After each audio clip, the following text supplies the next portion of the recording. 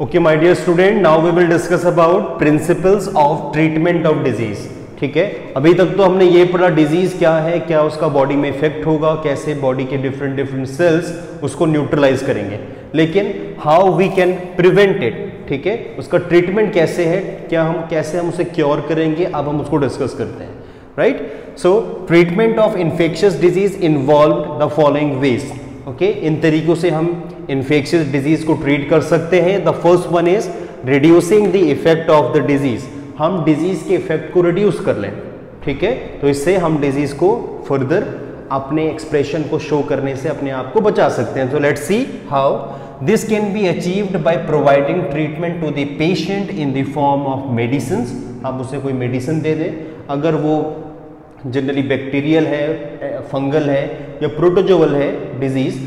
ठीक है, तो जनरली हम उसको एंटीबैक्टीरियल, जिसे हम एंटीबायोटिक्स कहते हैं, एंटी फंगल या एंटी प्रोटोजोअल मेडिसिन दे सकती हैं, जो बहुत इफेक्टिव हैं और बहुत जल्दी अपना जो इफेक्ट है वो शो करती हैं। Symptoms of the disease, the occurrence of the symptom is usually due to inflammation. अभी बताया मैंने आपको, इन्फ्लेमेशन की वजह से होगा।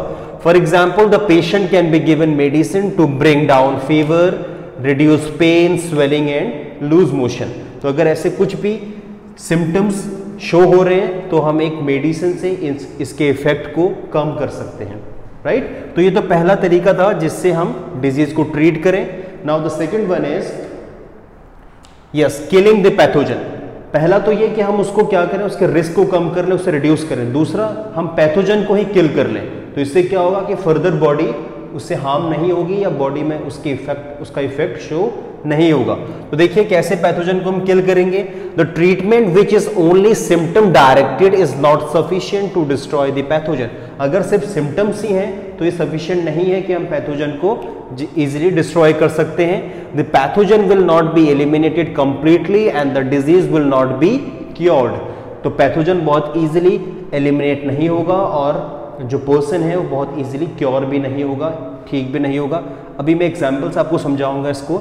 The complete cure of the disease need killing of the pathogen, मतलब पैथोजन को किल करना ही इंपॉर्टेंट है, तभी वो पर्सन डिजीज से क्योर हो सकता है। These metabolic pathway of pathogen are blocked in the following ways. तो फॉलोइंग वेज से हम जनरली पैथोजन के पाथवे को ब्लॉक कर सकते हैं और पैथोजन को किल कर सकते हैं। ओके, तो इससे पहले ये डिस्कस करते हैं जनरली पैथोजन को एलिमिनेट करना ही क्यों जरूरी है। जब तक पैथोजन एलिमिनेट ना हो तब तक जो साइन और सिम्टम्स है वो रीअपियर होते रहेंगे। Let's discuss with an example. एक एग्जाम्पल से डिस्कस करते हैं जो जनरली एक मोस्ट इंपॉर्टेंट डिजीज है, एड्स। एड्स जनरली एक डिजीज है जो HIV वायरस से होती है। इसका फुल फॉर्म है acquired immune deficiency syndrome. Okay, syndrome means it's not a disease, it's a group of disease. ये ग्रुप ऑफ डिजीज है, ठीक है, जिसमें अगर किसी पर्सन को एड्स हो जाए तो ये एक वायरस से होता है जिसका नाम है HIV, human immuno deficiency virus. ठीक है, तो जनरली ये क्या करेगा, इसके जो सिम्टम्स हैं वो है कॉमनली फीवर, ठीक है, डायरिया रहता है, ठीक है, मसल वॉस्टिंग हो जाती है, बॉडी वेट बहुत ज़्यादा रिड्यूस हो जाता है। ठीक है, जनरली जो पर्सन है वो परेशान रहता है, फेटिग्यू रहता है। ठीक है, बहुत ज़्यादा उसकी बॉडी में इफेक्ट हो जाएंगे, उसका जो लीन टिश्यू मास है या फैट मास है बॉडी का बहुत कम हो जाता है। तो ये सभी सिम्टम्स हैं। तो जनरली अगर हमने इन सिस्टम को मिनिमाइज करना है, कम करना है, तो पहला इफेक्ट क्या है, पहला इफेक्ट यही है कि हम HIV वायरस को टारगेट करें और उसको न्यूट्रलाइज करें, ठीक है, एज सून एज पॉसिबल। लेकिन इस केस में क्या होता है कि जो वायरस है ये अराउंड, अगर कोई पर्सन है उसकी बॉडी में ये वायरस एंटर हो चुका है तो around maximum more than 3 month तक वो अपना कोई एक्सप्रेशन शो करेगा ही नहीं, तो ईजिली उसका आइडेंटिफिकेशन होगा ही नहीं। ठीक है, अगर वायरस आइडेंटिफाई नहीं हो पाए तो उसको हम क्योर भी नहीं कर पाएंगे और इस स्टेज तक, मतलब 3 महीने के स्टेज तक वो क्या करेगा, मल्टीप्लाई करेगा और 3 महीने के बाद जनरली अपना एक्सप्रेशन शो करना स्टार्ट करेगा, तब तक बहुत लेट हो जाएगी। तो वही मोस्ट इंपॉर्टेंट एस्पेक्ट हो जाता है कि हम इनिशियल स्टेज में ही क्या करें, वायरस को या कोई भी पैथोजन उसको आइडेंटिफाई करें और एज सुन एज पॉसिबल उसे किल कर लें। दैट्स वाई एड्स का जो अभी तक इफेक्टिव ट्रीटमेंट जनरली डिस्कवर नहीं हो पाया है, क्योंकि मोर देन 3 मंथ तक ये वायरस बिल्कुल डॉर्मेंट स्टेज में होता है। आप कोई भी टेस्ट करवा लीजिए, जनरली एड्स के लिए एलाइजा टेस्ट होता है, आप एलाइजा करवा लीजिए, वेस्टर्न ब्लॉट करवा लीजिए, कुछ पता नहीं चलेगा। आफ्टर 3 मंथ्स जब ये वायरस अपनी जनरली मल्टीपल सेल्स फॉर्म कर लेगा, उसके बाद ये अपने एक्सप्रेशन को शो करना स्टार्ट करेगा, तब तक बहुत लेट हो जाएगी। ठीक है, कुछ ड्रग्स हैं मार्केट में जो जनरली इसकी सिवियरिटी को रिड्यूस करती हैं, लेकिन एट द एंड हम पर्सन की लाइफ को सेव नहीं कर सकते। ओके, तो इस वजह से ये काफ़ी एसेंशियल हो जाता है कि पैथोजन को ईजिली आइडेंटिफाई किया जाए और उसको as soon as possible neutralize किया जाए। ठीक है, अब हम कैसे करेंगे, देखिए, development and use of specific drugs, exactly drugs और स्पेसिफिक मेडिसिन का यूज करके। द ड्रग और medicine should be specific in its action. Exactly जो ड्रग और मेडिसिन हम यूज कर रहे हैं वो स्पेसिफिक इन एक्शन हो, हमारी बॉडी में कोई अदर हार्म कॉज ना करे। इसीलिए जनरली हम एंटीबायोटिक्स को ज़्यादा यूज़ करते हैं, और मैंने बताया आपको कि एंटीबायोटिक्स क्या करती हैं, जनरली जो माइक्रो ऑर्गेनिज्म की सेल वॉल को डैमेज करती हैं, जिससे वो इजीली न्यूट्रलाइज हो जाता है और हमारी बॉडी में उसका कोई भी इफेक्ट नहीं होता। Well, it should be specially act on pathogen and destroy it without affecting the host metabolism. Host के मेटाबॉलिज्म को बिना इफेक्ट किए वो क्या करे, उस डिजीज को या उस कॉजिंग माइक्रोब को बिल्कुल एलिमिनेट कर लें। This is achieved by the use of antibiotics. Antibiotics के यूज से हम इसको अचीव कर सकते हैं। ओके, जैसे बैक्टीरियल इन्फेक्शन के लिए एंटीबायोटिक्स ही इफेक्टिव हैं, जो मैं पहले भी डिस्कस कर चुका हूँ। Second one is making antiviral medicine. Antiviral medicine बना सकते हैं, थोड़ा सा एक डिफिकल्ट टास्क है लेकिन पॉसिबल है। ठीक है, अगर मैं बात करूं पोलियो की, तो पोलियो भी एक वायरल डिजीज है, लेकिन रिसेंट टाइम में OPV हैं, ओरल पोलियो वैक्सीन्स अवेलेबल हैं। ठीक है, जिनसे पूरे वर्ल्ड से कंप्लीटली पोलियो इरेडिकेट हो चुका है। मोस्ट ऑफ दी कुछ कॉन्टिनेंट हैं अफ्रीका के, उसके अलावा बाकी सभी कॉन्टिनेंट्स में से जो पोलियो है वो इरेडिकेट हो चुका है, just because due to OPV, oral polio vaccine. Okay, तो बनाना उतना मुश्किल है, थोड़ा सा चैलेंजिंग है, लेकिन पॉसिबल है। ठीक है, जैसे कोरोना वायरस है, इसका जो अभी तक वैक्सीन पॉसिबल नहीं हो पाया, just because due to virus. Okay, और क्यों पॉसिबल नहीं है मैं पहले भी बता चुका हूं। तो making antiviral medicine, it is hard task to make antiviral medicine then making antibacterial और अदर पैथोजन स्पेसिफिक ड्रग्स। बिल्कुल थोड़ा सा हार्ड टास्क है, क्योंकि वायरसेस की अपनी कोई भी मेटाबॉलिक एक्टिविटी नहीं होती, लेकिन पॉसिबल है। ठीक है, अगर साइंटिस्ट का जो एफर्ट है वो कंटिन्यू रहे तो बिल्कुल पॉसिबल है कि बहुत जल्दी एंटीवायरल मेडिसिन भी अवेलेबल होंगी मार्केट में। Right, okay, now how we can prevent the disease. Okay, तो ये तो ट्रीटमेंट था। ठीक है, कैसे हम ट्रीटमेंट कर लें, फर्स्ट तो हम पैथोजन को ही न्यूट्रलाइज कर लें।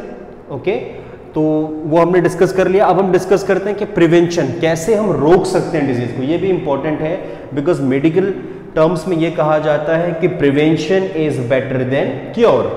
ठीक है, जो क्योर अभी तक हमने पढ़ा कि कैसे हमें पैथोजन को न्यूट्रलाइज करना है, उससे अच्छा है कि हम प्रिवेंट करें, अपने आप को बचा के रखें उस वायरसेस के या उस पैथोजन के एक्सपोज से।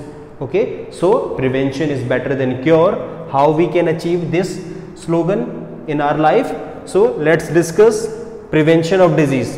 Well, there are certain ways to prevent infectious disease and are placed under two different categories. दो different categories में हम इसको place करेंगे। Well, दो तरीके हैं, first है general way of preventing infection and second one is specific ways of preventing infection. Okay, एक जनरल तरीके से और एक स्पेसिफिक तरीके से कैसे हम पैथोजन को जनरली प्रिवेंट कर सकते हैं कि वो हमारी बॉडी में एंटर हो। Let's see, first general way क्या है, देखिए, this is related to the prevention of exposure to pathogen. हम पैथोजन के एक्सपोजर से ही अपने आप को बचा लें। Okay, following are the major can be adopted to lead a healthy life and prevent the spread of infectious disease. Let's see, कौन कौन से ऐसे मेजर्स हैं जिनका हम ध्यान रखें, पैथोजन के एक्सपोज से बच सकते हैं। First, clean environment, that's one of the most important. Okay, it is the basic key to prevent the spread of disease, और स्पेशली कौन से डिजीज, जो एयरबॉर्न डिजीज हैं, ठीक है, और जो वाटरबॉर्न डिजीज हैं, वो सभी जनरली हमारे एनवायरनमेंट से स्प्रेड होती हैं। अगर एनवायरनमेंट कंटामिनेटेड है, पॉल्यूटेड है, तो बहुत फ्रिक्वेंटली, बहुत रैपिडली डिजीज स्प्रेड होती हैं। Okay, infection spread in environment mainly various mode of transmission, air, water and vector. Vector भी इसका मेन रोल प्ले करते हैं जो डिजीज को ट्रांसमिट करते हैं। फॉर एग्जाम्पल मस्किटो जो मलेरियल वेक्टर्स हैं। सिमिलरली प्रॉपर डिस्पोजल सिस्टम अगर होगा तो जो वेस्ट है वो एक जगह पे एक्यूमुलेट नहीं होगा, जिससे फर्दर एयर और वाटर पोल्यूशन भी नहीं होगा। ओके, तो इसके लिए जनरली रिस्पॉन्सिबल है जो मैंने बताया थे आपको कि विलेजेस में जनरली ग्राम पंचायत इसके लिए रिस्पॉन्सिबल है और सिटीज़ में जनरली म्यूनिसिपल कॉरपोरेशंस जो डिस्पोजल सिस्टम के लिए रिस्पॉन्सिबल है। Proper nutrition one of the most important. अगर न्यूट्रिशन प्रॉपर होगा तो जनरली पर्सन जो है उस डिजीज से बहुत इजीली फाइट कर पाएगा और उसे हरा पाएगा। तो कैसे करेगा देखिए, न्यूट्रिशियस फूड और sufficient quantity of food is more important to keep one's body healthy. Exactly, एक न्यूट्रिशियस और हेल्थी फूड बिल्कुल एसेंशियल है किसी भी ऑर्गेनिज्म की बॉडी को हेल्थी और प्रॉपर मेंटेन रखने के लिए। ओके, ताकि वो डिजीज से क्या रहे, बिल्कुल दूर दूर रहे। A healthy body is well equipped to fight out infection strongly। बिल्कुल अगर हेल्थी बॉडी होगी तो वो डिजीज से बहुत इजीली क्या करेगा, फाइट कर लेगा। Okay, well personal hygiene and cleanness. Personal hygiene तो मोस्ट इंपॉर्टेंट है, ठीक है। Exercise, sleep and rest is most important for our mental development. Okay, जो हमारी मेंटल हेल्थ है, फिजिकल हेल्थ है, उसके लिए काफ़ी इंपॉर्टेंट है कि टाइमली एक्सरसाइज करे पर्सन, प्रॉपर रेस्ट करे और प्रॉपर मोर देन 8 आवर, ठीक है, 8 आवर की वो प्रॉपर स्लीप ले। तो ये तो जनरल वे था जिससे हम प्रिवेंट कर सकते हैं पैथोजन को अपनी बॉडी में एंटर करने से। Now the let's discuss some specific ways कि कौन से स्पेसिफिक वेज हैं जिनसे हम पैथोजन को रोक सकते हैं बॉडी में एंटर करने से। Well, the first one is role of immune system in fighting of infections। कि अब हमारा इम्यून सिस्टम का क्या रोल है कि इन्फेक्शन से फाइट करने में। Well, we are normally exposed to several kind of pathogen every day। Okay, हम अलग अलग प्रकार के पैथोजन से जनरली एक्सपोज होते हैं, ठीक है, क्योंकि जिस एनवायरनमेंट में हम रहते हैं ऐसा नहीं है कि वो डिजीज फ्री है। कोई ना कोई ऐसा सीजनल डिजीज होती है जो चलती रहती है और कोई ना कोई हमारा फ्रेंड कहें या फिर हमारा कलीग है उस डिजीज़ से वो एक्सपोज होता है। क्या हम भी उस डिजीज़ से उसी समय एक्सपोज हो जाते हैं या हमें बीमारी हो जाती है? जी नहीं। वेल फॉर एग्जांपल अगर मैं थोड़ा सा इसको एग्जांपल के फॉर्म में समझाऊं, अगर कोई स्टूडेंट है क्लास में, उसे जनरली कोल्ड एंड फीवर है, तो ऐसा तो नहीं है कि क्लास में जितने भी अदर स्टूडेंट्स हैं उन सभी को कोल्ड एंड फीवर हो जाएगा। जी नहीं, ये डिपेंड करता है उन सभी बच्चों की इम्यूनिटी पे। Immunity means disease fighting capacity. Okay, तो उसी को हम डिस्कस करने वाले हैं। For example if a student is suffering from cough and cold in the class, it is most likely that children sitting around him and her may also get exposed to the infection. Exactly, जो उसके जितने आसपास होगा वही expose हो सकता है, but there are chances that all of them may not be suffer from the infection even और एक्सपोजर। ठीक है, ऐसा तो नहीं है कि सभी के सभी पूरी क्लास के बच्चे भी उस इन्फेक्शन से, उस कोल्ड और कफ से इफेक्ट हो जाएंगे। Okay, why? This is because one's immune system normally fight off infection regularly. One of the most important कि किसी हर एक का जो इम्यून सिस्टम है वो रेगुलर बेसिस पे डिजीज से, पैथोजन से फाइट करता रहता है। ठीक है, तो this immune cells in the body are specialized in killing the pathogens long before it spread inside the body. तो जनरली अगर कोई इनकेस कोई पैथोजन बॉडी में एंटर होता है तो मैंने बताया आपको कि जो बॉडी के जो एंटीबॉडीज हैं, ठीक है, वो उसको बिल्कुल कॉम्बैट कर लेंगे, उसको न्यूट्रलाइज कर लेंगे बहुत जल्दी। तो इससे क्या होगा? Therefore it depends on the fighting power of the immune system that provide immunity against the disease. तो इसीलिए ये डिपेंड करता है किसी भी पर्सन की इम्यूनिटी पे कि वो डिजीज से एक्सपोज्ड होगा, उससे वो बीमारी होगी या नहीं होगी। ठीक है, तो क्लास में अगर एक बच्चा बीमार है, सभी नहीं होंगे, ये डिपेंड करता है उनकी इम्यूनिटी पे। जो जल्दी बीमार हो जाएंगे वो इंडिकेट करता है कि उनकी इम्यूनिटी, डिजीज फाइटिंग कैपेसिटी क्या है, बहुत ज़्यादा कम है। ओके, तो उसी को हम डिस्कस करने वाले हैं अब कि इम्यूनिटी क्या है। ओके, वेल इम्यूनिटी जैसा मैंने बताया आपको कि एक कैपेसिटी है बॉडी की कि वो डिजीज से फाइट करे। ठीक है, तो डिजीज फाइटिंग कैपेसिटी को हम इम्यूनिटी कहते हैं। जनरली इसको हम दो कैटेगरी में क्लासिफाई करेंगे। पहला है नेचुरल इम्यूनिटी, दूसरा है acquired immunity. Okay, natural immunity क्या होती है? देखिए, as its name indicate, it is genetically passed from mother to the foetus through placenta during the foetal development. जो फोइटस का डेवलपमेंट होता है जनरली जब वॉर्म में, तो ये जो इम्यूनिटी है ये मदर की बॉडी से जनरली उसके फोइटस की बॉडी में ट्रांसमिट होगी, ठीक है। तो इसीलिए हम इसको नेचुरल इम्यूनिटी कहते हैं, क्योंकि मदर की बॉडी से बेबी की बॉडी में नेचुरली ट्रांसफर होगी, right. Therefore it is also called इनेट और इनबॉर्न इम्यूनिटी, ठीक है। तो इसीलिए हम इसे कहते हैं इनेट या जन्मजात, ओके, या इनबॉर्न इम्यूनिटी कहते हैं। For example mother's first milk, जिसे कॉमनली कहा जाता है क्लोस्ट्रम, ठीक है। जो फर्स्ट मिल्क होता है उसे हम क्लोस्ट्रम कहते हैं, provide immunity to newborn baby in order to fight off infection. Exactly, जो फर्स्ट मिल्क है मदर का वो सबसे ज़्यादा न्यूट्रिशियस, सबसे ज़्यादा हेल्थी होता है, जो जनरली बेबी को सभी डिजीज से बचाता है। लेट्स फॉर एन एग्जाम्पल, अभी तक तो वो बेबी वॉर्म में था, ठीक है, ओके, बिफोर पार्टिवेशन, बिफोर जनरली सेपरेशन से पहले। तो जैसे ही वो बेबी नॉर्मल एनवायरनमेंट में आएगा तो डेफिनेटली बिल्कुल जितने भी इन्फेक्शियस एजेंट प्रेजेंट हैं वो सभी क्या करेंगे, उस पर अटैक करेंगे, ठीक है। तो इसीलिए उसको बचाने के लिए कौन उसको स्ट्रेंथ प्रोवाइड करेगा, कौन उसे इम्यूनिटी देगा, क्लोस्ट्रम उसे इम्यूनिटी प्रोवाइड करेगा कि वो एनवायरनमेंट के जो भी इन्फेक्शियस एजेंट है उनसे प्रोटेक्ट रहे। तो इसीलिए ये सबसे ज़्यादा इंपॉर्टेंट बन जाता है, ठीक है, बेबी की इनिशियल हेल्थ के लिए। तो फर्स्ट 3 डेज के लिए बहुत मोस्ट इंपॉर्टेंट है मदर का जो फर्स्ट मिल्क, जो बेबी को इम्यूनिटी प्रोवाइड करता है डिजीज से फाइट करने में। दूसरा है एक्वायर्ड इम्यूनिटी। एक्वायर्ड इम्यूनिटी क्या है, देखिए, it is possible through the use of vaccine by injecting killed और ट्रीट पैथोजन और exposure to the infectious microbe.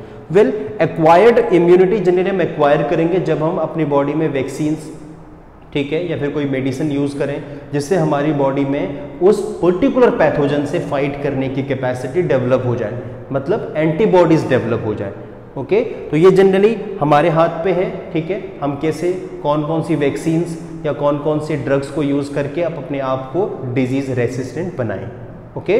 तो generally government number of program को रन करती हैं, जो हम अभी लेटर डिस्कस करेंगे, जिनसे टाइमली प्रॉपरली हर एक चिल्ड्रन को वैक्सीनेट किया जाता है, उसको इम्यूनाइज किया जाता है, जिससे फ्यूचर में उसे ये बीमारी ना हो।